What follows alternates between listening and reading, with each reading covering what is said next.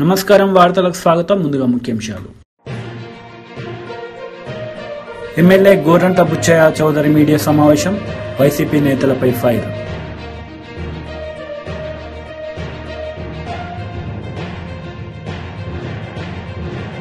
Congress leader Jaggareddy press meet, BJP పాలనపై fire.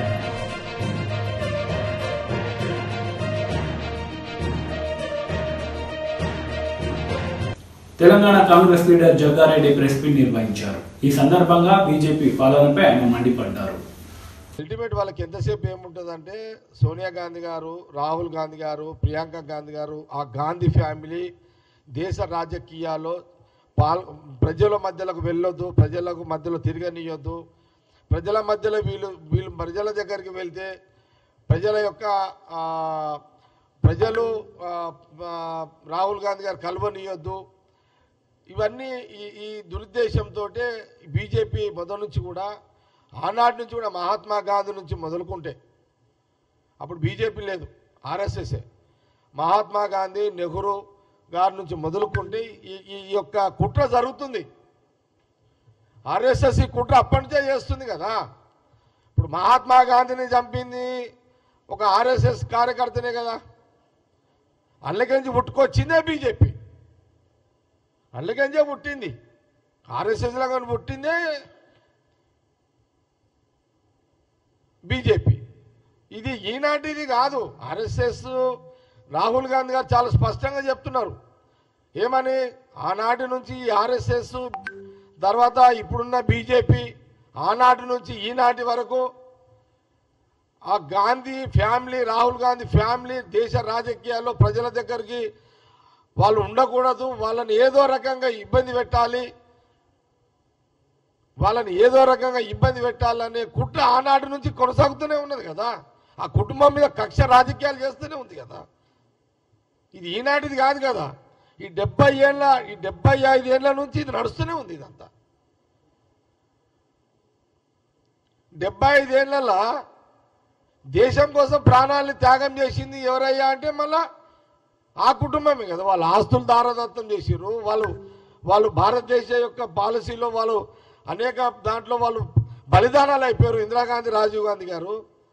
బీజేపీలో ఎవరైనా ఆ రకంగా నిర్ణయాలు చేసి బలిదానమైన చరిత్ర ఉంది ఎక్కడన్నా?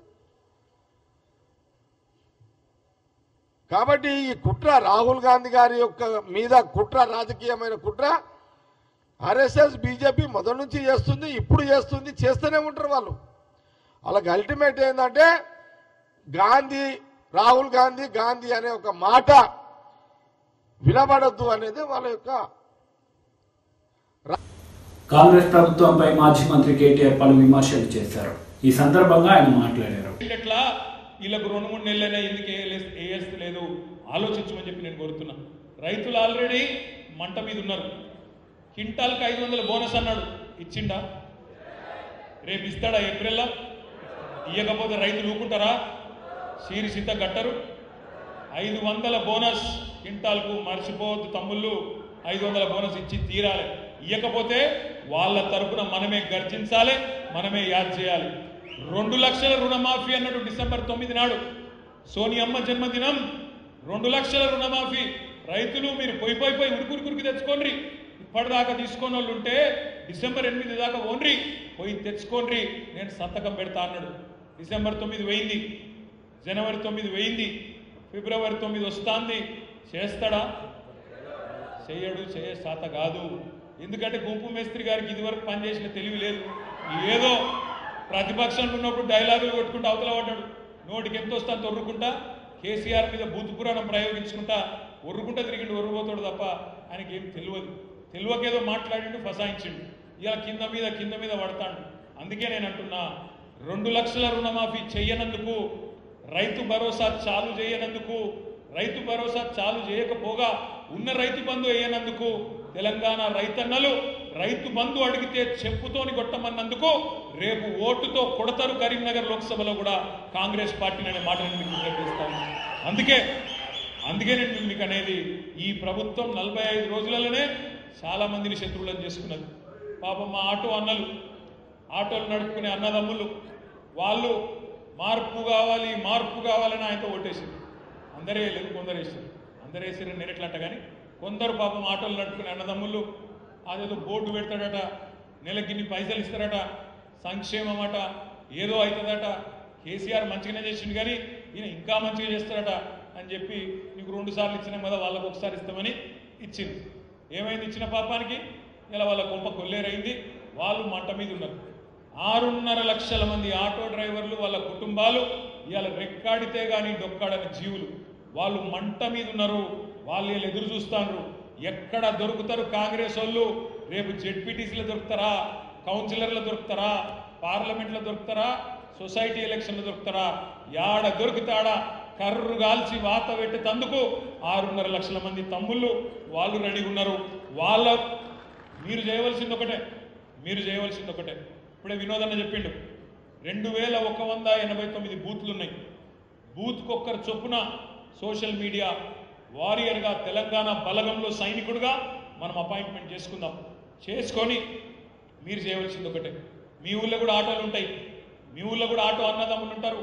వాళ్ళ కాడ పోయి మాట్లాడినరి, ఒక వీడియో తీయండి, తీసి మాకు పంపింది. మేము మీకు పంపించరు కాదు, మీరు కూడా మాకు పంపింది. వాళ్ళ ఆవేదన ఏంది, వాళ్ళు ఏమనుకుంటారో అడుగుండి. మనం ఎన్నడూ అనుకోలే కొన్ని దృశ్యాలు చూస్తామని, ఎన్నడూ అనుకోలే. కేసీఆర్ గారు ఉన్నప్పుడు సమగ్ర కుటుంబ సర్వే చేస్తే ఏం చేసినాం? మీ ఇంటికే అధికారులు వచ్చింది. మీరు ఇంట్లోనే కూర్చోండి, కదులకుండ్రి, బొంబాయిలో ఉన్న వాళ్ళు దుబాయ్లో ఉన్న వాళ్ళు కూడా దయచేసి రండి, వచ్చి మీ పేరు రాయించుకోండి అంటే మీరు ఇంటికాడికి వచ్చి ఇంట్లో కూర్చుంటే మీ దగ్గరికి అధికారులు వచ్చి రాయించుకొని పోయింది. మీ ఇంట్లో ఎవరెవరు ఉంటారు, ఏం సంగతి, ఇంటింటికి వచ్చి రాలేదు ఆనాడు వచ్చింది. మరి ఇవాళ కుంభమేస్త్రి గారి పాలనలు ఏమవుతుంది? లైన్లు, క్యూ న్యూస్ చూడాలి, క్యూలు కట్టాలి, ఆగమాగం కావాలి. ఇలా క్యూలల్లో సొమ్మసిల్లి పడిపోయిన వృద్ధులు, పెద్ద మనుషులు, ఎరువుల దుకాణాల ముందు లైన్లు, ఇత్తనాల దుకాణాల ముందు లైన్లు, పవర్ కట్లు చాలైనాయి, మళ్ళా ట్యాంకర్ల దగ్గర కూడా లైన్లు చాలైనాయి. ఇది ఈరోజు వాస్తవ పరిస్థితి. అందుకే నేను అంటా ఉన్నా, ఎన్నడూ అనుకోలే మనం మళ్ళీ ఇట్లాంటి దృశ్యాలు మళ్ళీ వస్తాయని. ఎర్రల దుకాణాల ముందు లైన్లు, విత్తనాల దుకాణాల ముందు లైన్లు మళ్ళా కనబడతాయి అనుకోలే. ఇంకా ఘోరం ఏంటంటే కలలో కూడా ఊహించని దృశ్యాలు. ఆ ఆర్టీసీ బస్సుల ఫ్రీ బస్సు ఏందో కానీ లేడీస్ వాళ్ళు చేస్తున్న యుద్ధాలు చూస్తే మీరేమనుకోకుండా, వాళ్ళు చేస్తున్న యుద్ధాలు, ఆ బస్సు డ్రైవర్ సీట్లు అల్లకెళ్ళి డోర్లకెళ్ళి ఎక్కుతాను, ఆ కిటికీలకెళ్ళి ఎక్కుతాను, కొట్టుకుంటాను, జుట్లు పట్టుకుంటాను. నేను ఒకటే అడుగుతున్నా, ఈ జిల్లా మంత్రి, రవాణా మంత్రి వారిని అడుగుతా ఉన్న, రవాణా మంత్రి గారిని, మంత్రి గారు మీరు ఫ్రీ బస్సు పెట్టే ముందు ఆలోచన చేయరా? బస్సుల సంఖ్య పెంచాలని ఆలోచన చేయరా? బస్సులు కండిషన్లు ఉన్నాయో లేవో చూసుకోవా? ఉత్తగానే ఏదో ఊకదంపుడు ఉపన్యాసాలు ఇచ్చి ఫ్రీ ఫ్రీ ఫ్రీ ఎక్కుండ్రి అంటే అలా పాపం లేడీస్ కొట్టుకోబట్టి, ఇంకో దిక్కేమో ఆటో అన్న లేడవబట్టి, టికెట్లు ఏమో కొనుక్కున్న మొగోళ్ళు, టికెట్లు పైసలు పెట్టి కొనుక్కున్న వాళ్ళు కూడా తిట్టుకోబట్టి, వాళ్ళకేమో సీటు దొరకకపోయా, వీళ్ళేమో కొట్టుకోబట్టి, ఆటో అన్నలేమో ఆకలితో అలవటించబట్టి, ఎవరు సంతృప్తిగా ఉన్నారు సారు అని నేను అడుగుతున్నా మంత్రి గారిని, ప్రభుత్వాన్ని. అంటే ఏదన్నా చేస్తే ఒక ఆలోచన, ఒక ప్రణాళిక, ఆగమాగం చాలు చేసినాం అన్నట్టు కాదు, ఆగమాగం మోసం చేసినాం అన్నట్టు కాదు, 2 గ్యారెంటీలు అమలు చేసినాం అంటున్నారు. కానీ మర్చిపోకండి తమ్ముళ్ళు, 6 గ్యారెంటీల్లోనే 13 హామీలు ఉన్నాయి. మహాలక్ష్మి టీడీపీ పోలిట్ బ్యూరో సభ్యులు వర్లరామయ్య మీడియా సమావేశం నిర్వహించారు. ఈ సందర్భంగా పలు అంశాలపై ఆయన మాట్లాడారు. అరికాల మంట నెత్తికెక్కింది. స్టూపిడ్ ఫెలోస్, ఇడియట్స్, వెధవలారా, బుద్ధి లేదు మీకు? నాకు లంచం ఇస్తారా? ఆడి తరఫున నాకు లంచం ఇస్తారా? 2 కోట్ల ఖరీదయ్యే వాచ్ నాకు ఇస్తారా? ఇప్పుడే లంచం ఇస్తున్నందుకు మిమ్మల్ని అరెస్ట్ చేయిస్తా, లంచం ఇస్తున్నందుకు మిమ్మల్ని లోపలతో ఇస్తా, లంచం ఇస్తున్నందుకు నాకు మిమ్మల్ని బేడీలే ఇస్తా, నీ రాజ్యసభ పదవి పీకే ఇస్తా, నీ ఈవో పదవి లాగి అవతలు పడేస్తా. ఈడియట్స్ దట్టి తీసుకొని వెళ్ళండి అవతల కంటే, అది తీసుకొని పరుగు వెధవలు ఇద్దరు బయట, సారీ ఆ పెద్ద మనుషులు ఇద్దరు బయటికి, వెధవలు అన్నాను కాదు, ఆ పెద్ద మనుషులు ఇద్దరు బయటికి పరుగు. నేను అడుగుతున్నా, ఏమిటి సార్ జగన్మోహన్ రెడ్డి గారు 2021లో జరిగింది ఇప్పుడు బయటకు వచ్చింది, మీరు సమాధానం చెప్పరా? 2021లో మీ పంపున వీళ్ళిద్దరు వెళ్లి 2 కోట్ల విలువైన బంగారపు వాచ్ ఆ జడ్జి గారికి ఇస్తుంటే ఆ జడ్జి గారు చీకొట్టి ఈ బంగారపు మీరు పంపిన గిఫ్ట్ మీరు పంపింది అనుకుంటున్నారు పోనీ ఆ గిఫ్ట్ ని వీళ్ళ మొహాన కొట్టి వీళ్ళని అరెస్ట్ చేయిస్తామంటే భయపడి పరిగెత్తింది నిజం కాదా? పైగా జడ్జి గారు సుప్రీంకోర్టు జడ్జికి లేఖ రాసినారు. ఇదంతా జరిగిందంతా ఆ రోజునే. ఆయనే వదల్లా ఈ వెధవల్ని. ఈ వెధవలు కాదు, పెద్ద మనుషులు. వెధవలు అంటున్నాను నేను మాటికి. ఈ పెద్ద మనుషుల్ని వదలలేదు ఆయన.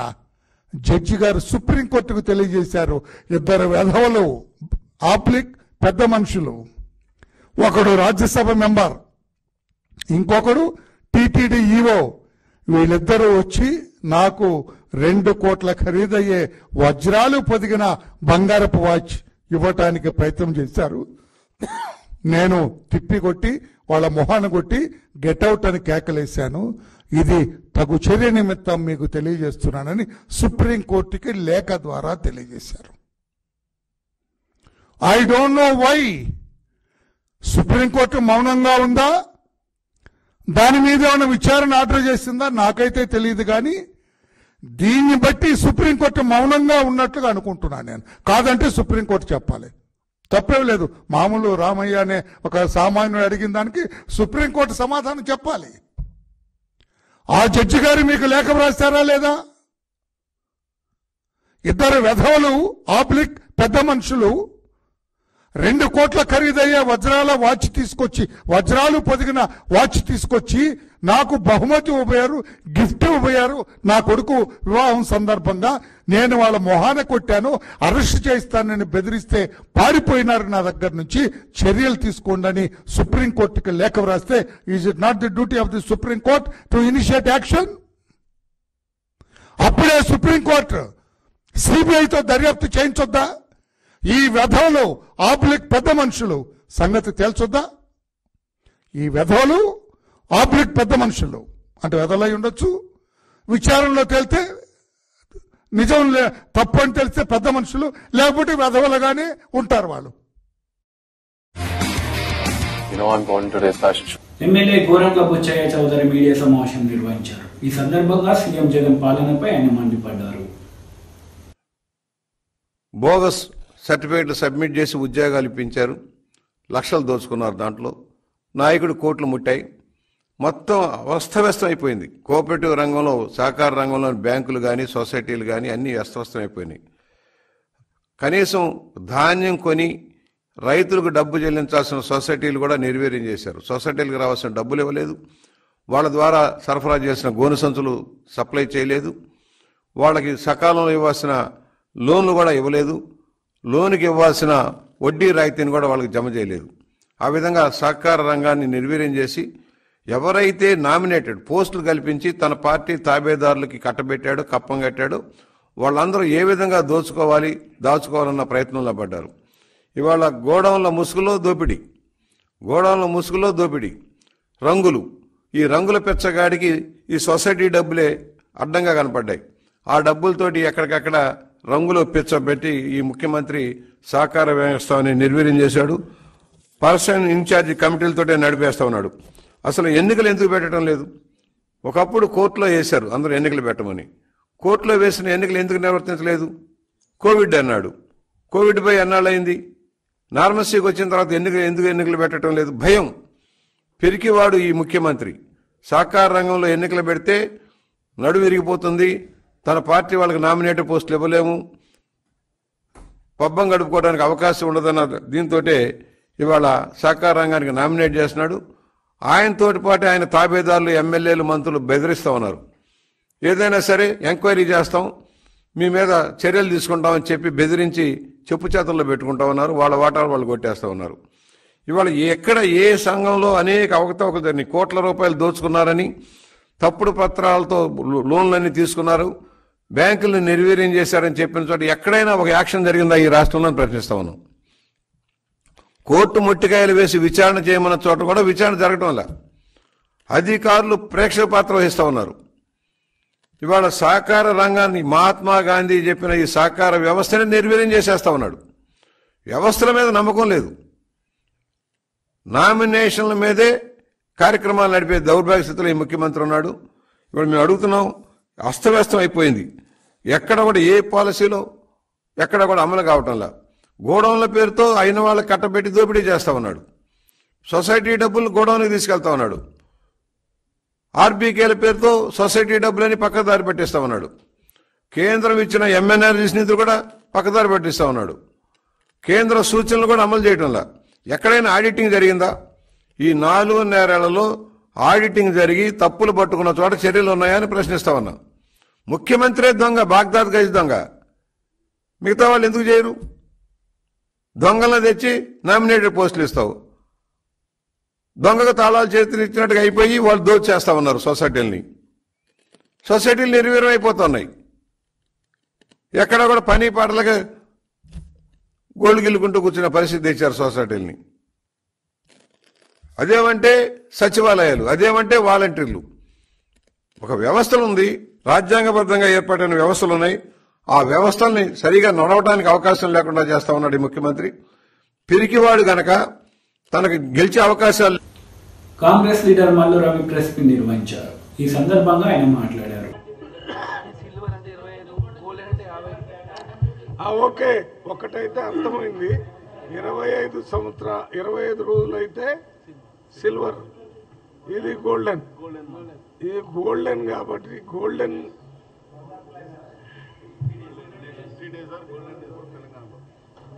నిజంగా 50 రోజుల పరిపాలనని తెలంగాణలో ప్రజలందరూ కూడా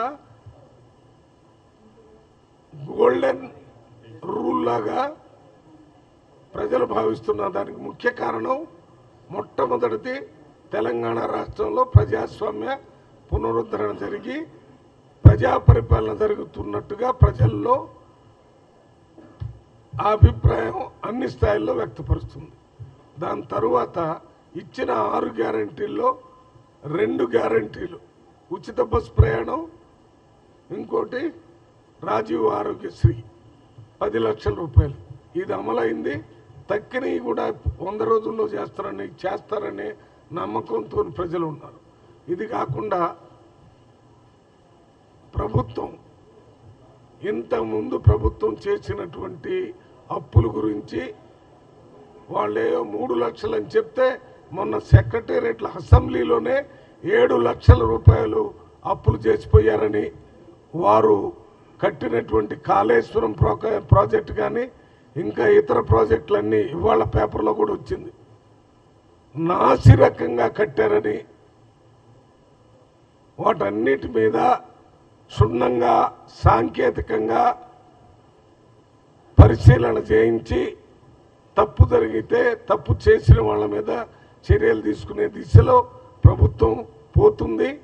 మిగిలిన 4 గ్యారంటీలు, ఒకటి 200 యూనిట్స్ కరెంటు ఫ్రీగా ఇవ్వటం, అదే రకంగా రైతులకి 15,000 రూపాయలు ఇవ్వటం, అదే రకంగా ఇందిరమ్మ ఇళ్ళు కట్టించటం, వీటన్నిటి మీద కూడా ఒక రివ్యూ జరిగింది. ముఖ్యమంత్రి స్థాయిలో జరిగింది, ఉప ముఖ్యమంత్రి స్థాయిలో జరిగింది, సబ్ కమిటీలు వేశారు. అన్ని చేసి పని చకచక జరుగుతుంది. కాబట్టి ఇది స్వర్ణయుగం లాగా 50 రోజులు జూబ్లీ అంటారు కదా, గోల్డెన్ పీరియడ్ లాగా ప్రజలు భావిస్తున్నారని తెలియజేస్తున్నాం. దీన్ని ఇదే రకంగా కొనసాగిస్తారనేటటువంటి భావం కూడా ప్రజల్లో ఉంది. కొనసాగిస్తారనే నమ్మకం మాకు పూర్తిగా ఉందనే విషయాన్ని మీకు తెలియజేస్తున్నాం. నిన్న మొన్న ఒక 3-4 అడ్వైజర్గా నన్ను స్పెషల్ రిప్రజెంటేటివ్గా వేయటం జరిగింది. అందరూ కూడా సీనియర్స్ వారికి ఇచ్చినటువంటి బాధ్యతల్లో సక్రమంగా నిర్వర్తిస్తారనేటటువంటి ఒక పేరు వచ్చింది. అక్కడ షబీర్ అలీ గారు కానీ, హరకర వేణుగోపాల్ గారు కానీ, వేము నరేందర్ రెడ్డి గారు కానీ, మల్లు రవి గారు కానీ, వీళ్ళందరికీ ఇచ్చినటువంటి పదవుల మీద కూడా ప్రజల్లో ఒక ఆమోద ముద్ర వచ్చింది. ఇంకా భవిష్యత్తులో కొంతమందికి చైర్మన్లు డైరెక్టర్లుగా ఇచ్చేటటువంటి ప్రక్రియ కొనసాగుతుంది. ఇది నిరంతరం జరిగేటటువంటి ప్రక్రియ. పార్టీ కోసం పనిచేసినటువంటి వాళ్ళందరినీ గుర్తించి ప్రభుత్వంలో భాగస్వాములు చేయడానికి ముఖ్యమంత్రి గారు ఆ దిశలో పోతున్నారనే ఆలోచనని మీకు తెలియజేస్తున్నాం. ఏపీ ప్రభుత్వ సలహాదారు సజ్జల రామకృష్ణారెడ్డి మీడియా సమావేశం నిర్వహించారు. ఈ సందర్భంగా పలు అంశాలపై ఆయన మాట్లాడారు. ఆయన ముఖ్యమంత్రి గారి ఉపన్యాసంలో మీరు ఉంటే కూడా అంటరాంతరం ఈ రోజుకు రూపాలు మార్చుకొని డిఫరెంట్ రూపాల్లో ఉంది. దాన్ని బ్రేక్ చేయాలి. అంటరాంతరం వివిధ రూపాల్లో ఉండి పేదలకు అందుబాటులో లేకుండా ఏ సౌకర్యం మేము అంటరాంతరానికి మేము దూరం చేశాం, అస్పృశ్యతకు దూరము లేదా సమసమాజం దిశగా అడుగులు వేస్తున్నామంటే అది డొల్లతనమే అవుతుంది. అట్లా కాదు. వీళ్ళు అడుగుపెట్టిన విద్యాలయం కానీ ఆసుపత్రి కానీ లేదా వాళ్ళు నేను ఇంతకుముందు అన్నట్టు తమ జీవితాలను తమ సొంతంగా తాము నిర్దేశించుకునేట్టు బతకగలిగడానికి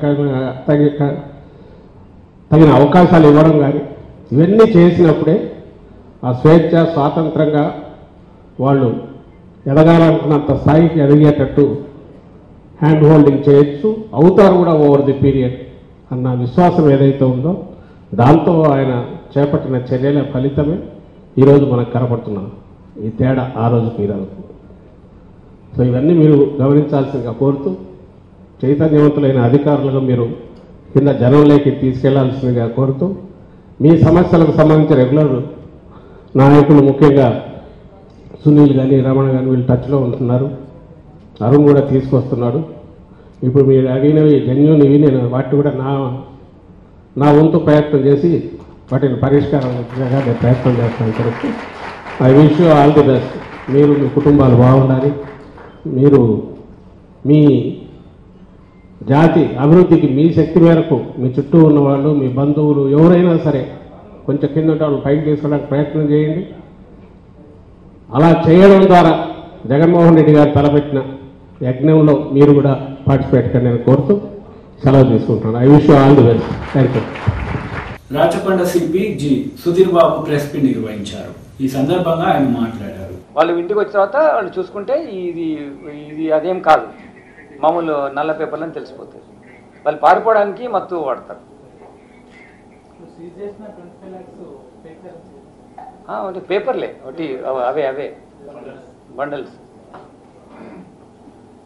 అంటే బ్లాక్ పేపర్ అంతే. అంటే ఈ వాట్సాప్ గ్రూప్ ఉంది కదా, క్లోన్ వాట్సాప్ గ్రూప్ ఉంది. దాన్ని మేము వీళ్ళు ఎగ్జామిన్ ఇట్ ఎంతమంది ఇంకా అందులో మెంబర్స్గా చేర్పించుకున్నారు, ఎట్లా ఇంటరాక్ట్ అయినారు, అది మేము చేస్తాం. ఇది మన బ్లాక్ పేపర్ ఎక్కడైనా ఉండిపోద్దండి. అది solve you can buy from any place. Like అంటే వాళ్ళకి మనకు ముఖ్యంగా ఏంటంటే ఒరిజినల్ కరెన్సీ తీసుకొని ఆ కరెన్సీ మీద ఒక బ్లాక్ కలర్ చిన్నగా పూసి కడిగితే పోయే విధంగా ఉన్నటువంటి బ్లాక్ కలర్ వేసి అది కడిగిన తర్వాత చూసారు మీరు. కడిగిన తర్వాత అక్కడ ఒక చిన్న అది ఐరన్ బాక్స్ ఉంది, దాన్ని పెట్టి ఐరన్ చేస్తాడు. చేసిన తర్వాత అది మంచిగా అయిపోతుంది. మీరు వెళ్ళి బయట ఎక్స్చేంజ్ చేయమంటాడు. Actually original currency only. So naturally అది కౌంటర్ఫిట్ ఏం కాదు. వాళ్ళు తీసుకుంటారు. You can buy something. 500 currency నోట్నే చేస్తున్నాడు అతను. లేవండి, వెళ్ళిపోయినటువంటి కేసెస్ లేవు, మన దృష్టిలో రాలేదు. When we will get them on police custody and అప్పుడు చేస్తాం. అయితే ఇంటూ సమ్ బిజినెస్ యాక్టివిటీ. ఇప్పుడు మేము ఇంకా కొంచెం ఆయన పాపం కంప్లైంట్ ఇచ్చాడు కాబట్టి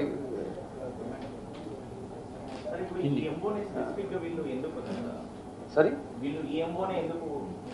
అంటే ఒక్కొక్క నేరస్తులు ఒక్కొక్క విధమైనటువంటి పద్ధతి అవలంబిస్తాడు. దీంట్లో చాలా ఈజీ ఉంది అఫెన్స్ చేయడం. ఒక ప్లేస్ పిలుస్తారు, పిలిచిన తర్వాత ఈ కరెన్సీ చూపిస్తారు. చూపించినాక వాళ్ళ ముందే కడిగి చూపిస్తారు. యాక్చువల్లీ బ్లాక్ పేపర్ ఉన్నప్పుడు ఇది మేము ఎలా చేస్తాము చూపిస్తామని చెప్పేసి ఇంకా మీకు ఇవ్వాలని చెప్పి ఈ పెట్టేసేసి ఈ పౌడర్ వేసినప్పుడు అతను కొంచెం దూరం జరిగి ఉంటాడు. వీళ్ళు దగ్గరికి పెట్టేసరికి ఆ శ్వాస ఎక్కువ తీసుకుని వాళ్ళు అక్కడ అన్కాన్షియస్ అయిపోతారు. అది ఈజీ మెథడ్ కాబట్టి అతను ఒక్కొక్క గ్రూప్ ఒక్కొక్క రకం. అంటే ఫస్ట్ వాళ్ళని వాట్సాప్లో ఇంటరాక్ట్ అయిపోయి అందులో గ్రూప్లో చేర్చుకొని ఇటువంటి ఇంటరాక్షన్లు వచ్చి వాళ్ళు ఒక ఎక్స్పర్ట్ అంటే వాళ్ళ క్రిమినల్ గ్యాంగ్ మెంబర్ వచ్చి వీళ్ళతో ఇంటరాక్ట్ అయ్యి మళ్ళీ దాని తర్వాత ఇలా ఇది అఫెన్స్ చేస్తున్నారు. Because most of the countries like if you see Nigerian economy, 10% of their GDP is frauds only. Through frauds only they get that money. The unfortunately countries atla unnai. Daniki entire world lo kuda itla spread avutundi. 10% of GDP of a country is based on this fraudulent activities. Nigerian nation. Sir, gatanlo bonga bangaru. Okay, maybe kind is same, but may vary in degree. Is okati adokata same school of thought.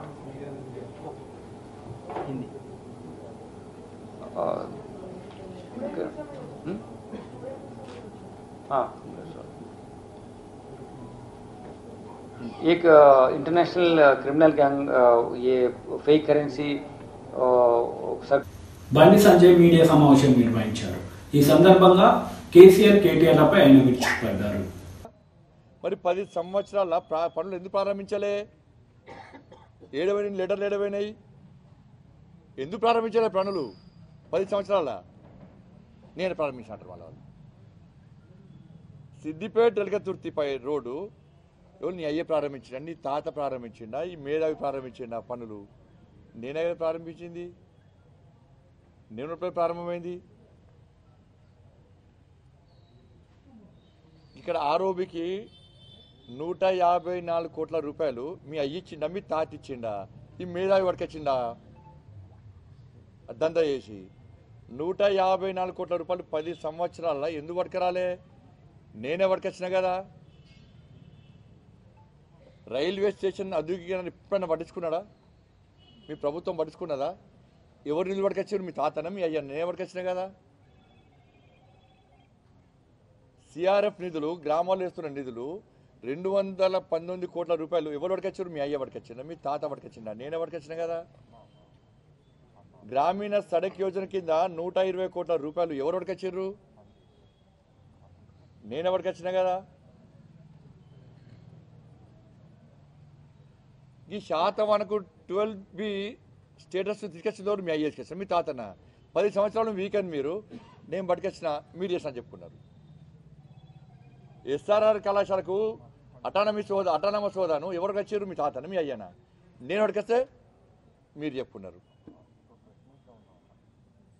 ఇలా కేవలము రోడ్ల కోసము దాదాపు 8,000 కోట్ల రూపాయలకు పైగా నిధులు తీసుకొచ్చింది నేను. 10 సంవత్సరాలల్లా ఈ మేధావి ఎన్నివరకొచ్చిండు? నీ ప్రభుత్వం ఎన్ని కోట్ల రూపాయలు ఇచ్చింది? ప్రధానమంత్రి ఆవాస్ యోజన కింద కేంద్ర ప్రభుత్వము 3,000 ఇండ్లకు శాంక్షన్ ఇస్తే 80 కోట్ల రూపాయలు ఇస్తే ఎంతమందికి డబ్బులు పెట్టి ఇచ్చినావు?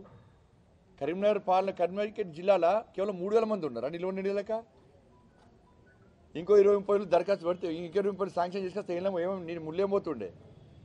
నేను అన్నా కదా ఇంకా శాంక్షన్ చేసుకొస్తా అన్నా కదా. మరి ఏడవైంది? నీ మేధావితనం ఏడవైంది? పార్లమెంట్లో మాట్లాడి చెవులు దుబ్బినాయి నీకు. ఈ మాట్లాడేవాడు ఇది వరకు వచ్చి ఎన్ని కోట్ల ఇది వరకు వచ్చి చెప్పాలా నాకు? మీ అయ్య పార్లమెంట్కి పోయాడు ఎప్పుడన్నా చెప్పు. మీ అయ్య చరిత్ర తెలియదు నీకు. మీ అయ్య పార్లమెంటుకు పోకుండా వార్తలు ముగించే ముందు ముఖ్యాంశాలు మరోసారి. ఎమ్మెల్యే గోరంట బుచ్చయ్య చౌదరి మీడియా సమావేశం, వైసీపీ నేతలపై ఫైర్.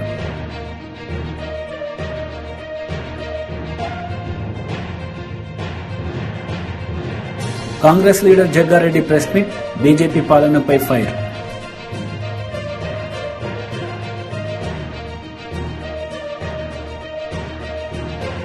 ఈ వార్తలు ఇంతటితో సమాప్తం. తిరిగి ప్రసారమయ్యే వార్తలు మళ్ళీ కలుద్దాం. అంతవరకు సెలవు. నమస్తే.